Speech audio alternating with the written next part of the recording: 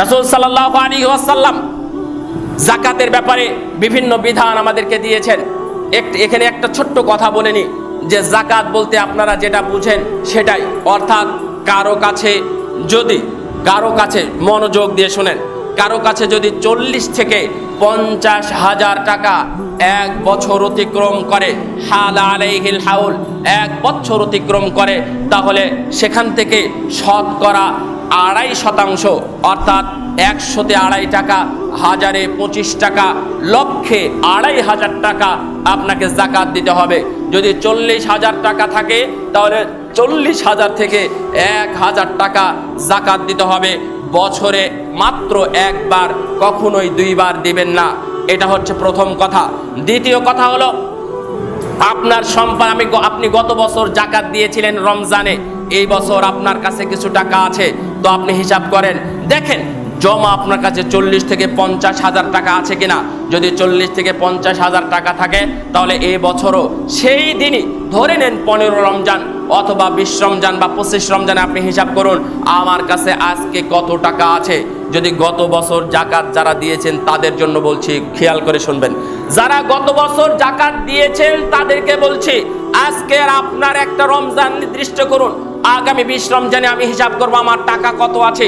20 রমজানে আপনি হিসাব করে দেখবেন আপনার বেতন ভাতা, আপনার ওই যে সরকারি ফান্ডে যে টাকাগুলো জমা আছে, ব্যাংক ব্যালেন্স অথবা অন্যর কাছে, সাধারণ কাছে অথবা আপনার স্ত্রীর কাছে, আপনার ছেলের কাছে, মেয়ের কাছে যে টাকাগুলো আছে, যার পুরো মালিকানাই হচ্ছে আপনার ছেলেকে দিয়ে দিয়েছেন এই সম্পদ না, সব টাকাগুলোর হিসাব করে দেখবেন আজকে আমার কাছে কত টাকা আছে। 20 রমজানে আপনি হিসাব করে দেখলেন যে আমার কাছে 5 লক্ষ টাকা সামথিং বা 5.5 লক্ষ টাকা আছে, তাহলে 5 লক্ষ টাকার উপরে 1000-এ 25 টাকা, লক্ষে 2,500 টাকা করে আপনি এর যাকাত বের করুন।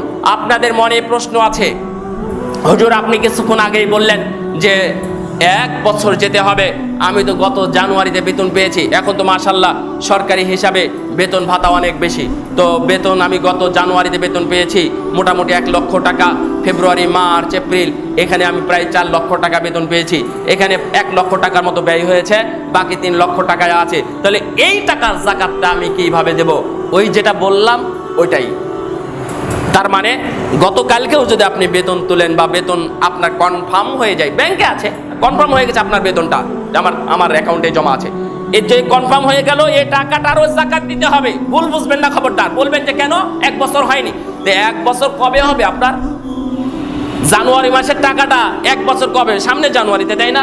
সামনে জানুয়ারিতে গিয়ে আপনার যাকাত দিবেন, তাহলে দিলেন, দেন, মেনে নিলাম। তাহলে ফেব্রুয়ারি মাসের টাকাটা কখন যাকাত দিবেন? তাহলে ফেব্রুয়ারি মাসের টাকাটারও যাকাত দিতে পারবেন না। এই ফেব্রুয়ারি মাসের যাকাত তালিকা আবার সামনে ফেব্রুয়ারিতে দিবেন, তাহলে 12 মাসই আপনার যাকাত চলতে থাকবে। আপনি ক্ষতিগ্রস্ত হবেন, কারণ ওই জানুয়ারি মাসের টাকা এখন কত টাকা আছে সেটা তো আমি জানি না, আর ওই হিসাব আমার কাছে নেই, তাহলে আমি কিভাবে যাকাত দেবো? 1 লাখ টাকা বেতন পেয়েছিলাম, তাহলে আমি 2,500 টাকা বেতন দিয়ে যাকাত দিয়ে দিব? নিয়ম হলো আজকে আপনি হিসাব করবেন আমার কাছে কত টাকা আছে, সমুদয় সম্পত্তির আপনি হিসাব দিয়ে দিবেন। হিসাব করে খবরদার 2 টাকা হিসাবে বেশি হতে পারে, 2 টাকা ইচ্ছাকৃতভাবে খবরদার কম করার চেষ্টা করবেন না। যদি কম করেন তাহলে এই ভয়াবহপূর্ণ যে হাদিসগুলো আমি আপনাকে শুনিয়েছি, এই হাদিসগুলো আপনার মনে রাখা উচিত। কিয়ামতের দিনকে ভয় করুন। ওই যে হাদিসটা রাসূল সাল্লাল্লাহু আলাইহি ওয়াসাল্লাম উটের কথা বললেন, গরু ছাগল এগুলো বললেন, রাসূল সাল্লাল্লাহু আলাইহি ওয়াসাল্লাম বলছেন, আরে শোনো, এটা হলো হাসরের ময়দানের কথা, এটা হলো কিয়ামতের ময়দানের কথা বললাম আমি, যে এভাবে 1000 বছর না 50,000 বছর সমান যে দিন হবে, এই দিন তোমাকে এভাবে শাস্তি দেওয়া হবে। এরপরে হিসাবের পরে তোমার জান্নাতও হতে পারে, তোমার জাহান্নামও হতে পারে। আপনার লজ্জা করবে না যে এতদিন শাস্তি ভোগ করার পরে আল্লাহ আমাকে জান্নাত দিলেন, তো কি হবে আপনার? তো ওখান থেকে বাঁচার জন্য আপনি একটু দূরে থাকেন না, যে আপনার যেন এ ধরনের কোনো ভুল ভ্রান্তি